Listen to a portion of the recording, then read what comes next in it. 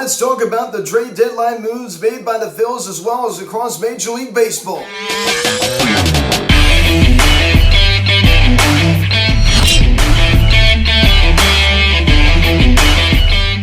What is going on, everybody? Welcome to Phillies Hot Stove Media, and today we're going to be talking about the moves made by the Phillies here at the trade deadline, as well as the other moves made across Major League Baseball. And I guess before we get into this video, please subscribe if you haven't yet. Please turn on the bell. Please like this video, comment on this video, share this video, and let's get into this. So the Phillies certainly were busy yesterday before the trade deadline. Three major acquisitions yesterday. Certainly a lot of buzz around Major League Baseball as well, with Juan Soto and Josh Bell being traded to the San Diego Padres. So wow, I mean, Juan Soto no longer a Washington National. It's hard to believe. It's a thing that we never really thought would ever happen. If you would have told me 2 years ago that Juan Soto was going to leave the Nationals, especially via trade, I would have been very, very surprised. But he ends up leaving. I mean, they tried, Mike Rizzo tried whatever he could to try to keep him. I mean, everybody could say what they want about the AAV with the 15-year, $440 million contract. I don't really agree. I think that was a very fair deal, and I understand that he was a little bit nervous to sign just because of the new ownership, and I can understand both sides, but I'm still on the Rizzo side. I think he made a fair play for Juan Soto, and they're just not going to let him walk in free agency. They want to get something for him, and he was the kind of guy you could have built your whole team around. He was 23 years old. So it wasn't like he was 29 going on 30. He was 23 going on 24. So he was young enough that you could have built your whole team around him. And instead, he didn't want to stay. And you can't force a guy to stay. So he said, okay, then fine, I'm going to get something out of you. So Juan Soto is gone. Of course, Josh Bell going along as well. He's just a rental for the San Diego Padres. This is hard to comprehend. Let's talk about the moves made by the Phillies here at the trade deadline. It didn't start off very good, right? You got Logan O'Hoppe, one of our top prospects. I mean, the catcher of the future.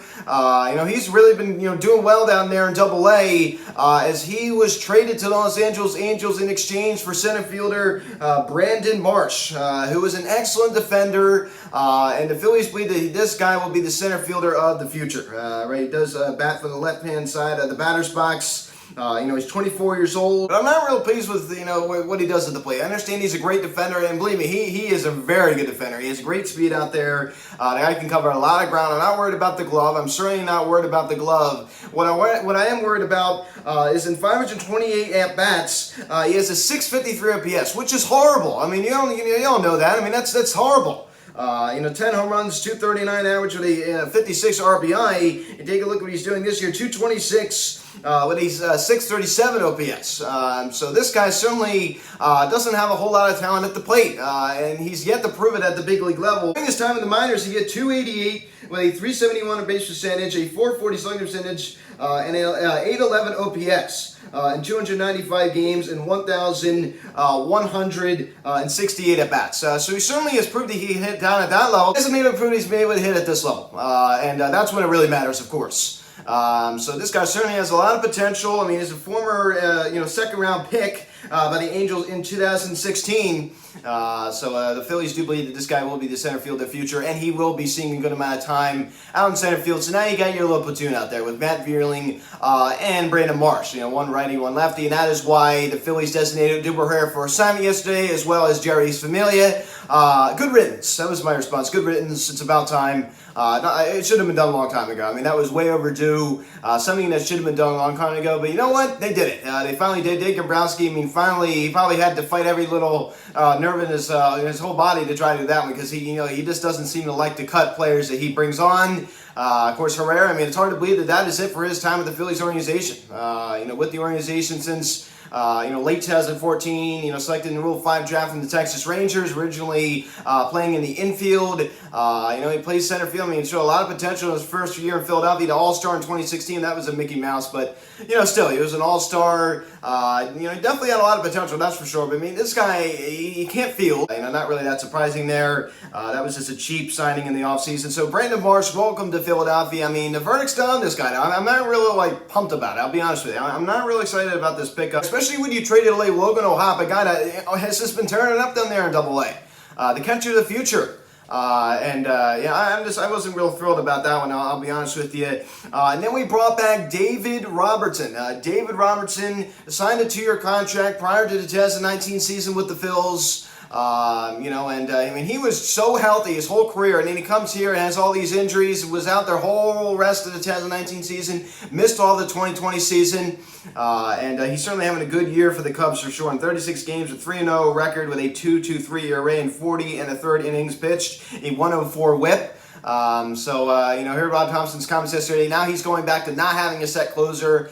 He wants to do a little platoon with Sandy Dominguez and Brad Hand, depending on the 1-2-3 coming up in the ninth inning. And I could respect that, but this guy certainly is going to add a lot of depth to the bullpen. Of course, he is a right-hander. He's wearing his number 30 like he did during his first stint with the Phillies, and he had to give up Ben Brown. It wasn't like a bad prospect at all. Ben Brown currently has a 3.08 ERA with the Jersey Shore Blue Call. It's not a lousy prospect, I can tell you that. It was not like we got this guy for nothing, but hey, I mean, this is a pretty top tier reliever in the trade market. They give something away, but I'm not upset about this trade at all. I mean, I'm very, very happy with it. I'm very pleased with it. He's certainly going to add some depth there. He's definitely going to be in the setup role. Hopefully this time he stays healthy. I believe in second chances, of course.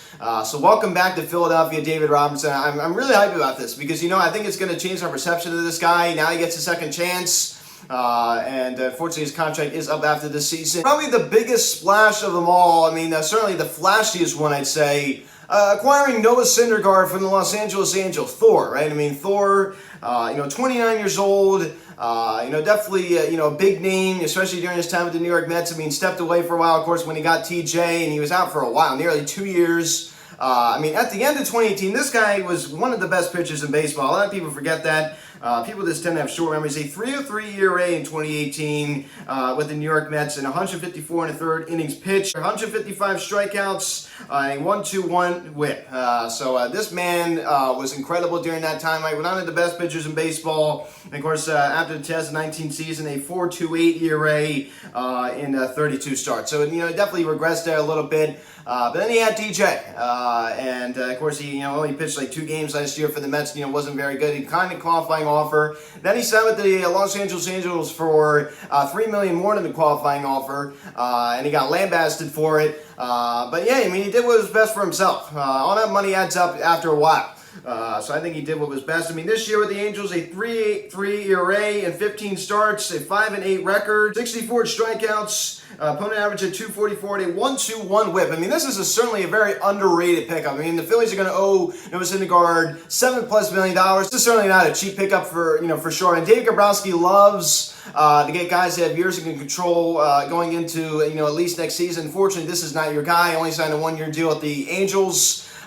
So he does not, David Grabowski does not have club control of Noah Syndergaard going into next season. He's certainly going to be expensive. I'm talking about it. I said I'd love to keep this guy. This guy is a secret weapon. As I said, I thought he was overrated for a good period of time, but you never really hear the name much anymore. And I think he could be very, very dangerous. He could blow guys by with his fastball. The Mets seem to, they just do a wonderful job at developing good starting pitching. You see it with Jacob deGrom. You look at Zach Wheeler, a guy that was mentored by Jacob deGrom. And here you go, take a look at Noah Syndergaard, who was involved in the R.A. Dickey trade with the Toronto Blue Jays. So he was drafted by the Blue Jays. So, he's very excited. I'm sure he is. And there was a little beef with Bryce Harper. I call it Harper, basically a D-bag. Of course, I'm not going to say the word on here. Basically mocking him. He's a very, very, he's kind of a shyster. He likes to, put himself out there on social media and, kind of troll a little bit.